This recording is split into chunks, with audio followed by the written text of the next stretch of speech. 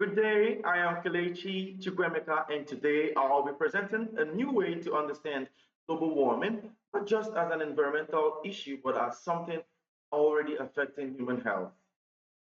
What is the problem we are trying to understand here? The problem is that we often think of climate change as something happening around us, but it is already happening inside the human body. Temperatures are not just environmental changes, they are directly affecting human physiology, thereby increasing disease risk and mortality. But how do we know this? We know this because the effects are measurable. Oh, yeah, they are measurable. In fact, for every 1 degree increase in temperature, there is a significant increase in mortality. And at the physiological level, heat can reduce plasma volume and increase cardiovascular strain. At a cellular level, excessive heat, can drive oxidative stress and inflammation. And at the same time, climate change is expanding disease vectors like malaria.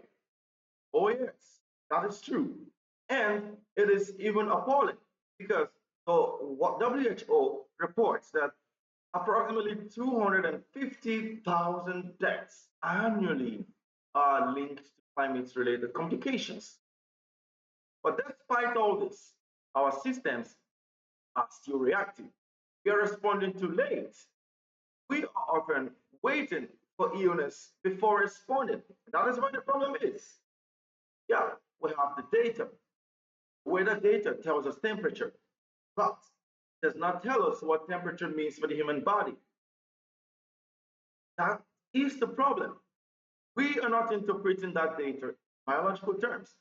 This is why this solution is proposed today, the climate triggered health protection protocol. What is this solution about? The key idea is simple.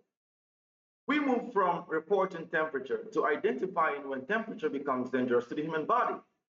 This is not about new technology. It is about using existing data more intelligently. The system works by linking climate data to biological thresholds.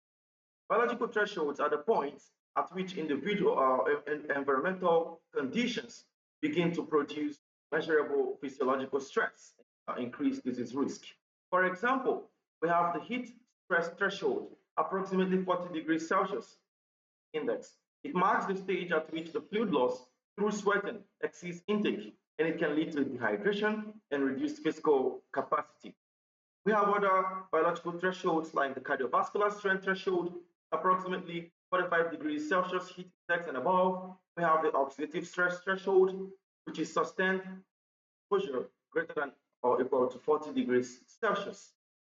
So once the threshold is exceeded, the system automatically generates risk-specific alerts. And these risk-specific alerts are communicated through accessible channels, including SMS, radio broadcasts, and mobile platforms.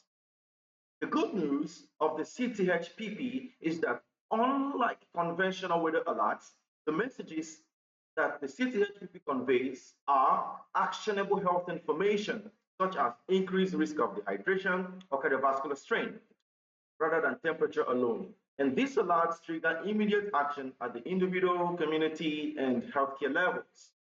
The impact is clear.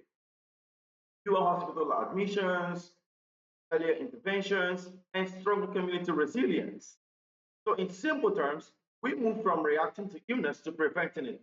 And this prevention now replaces reaction as the default response. The truth is, global warming may be unavoidable in the short term, but its health impact is not. Therefore, the future of climate response will not be defined only by how we reduce emissions, but by how well we protect human body. Thank you.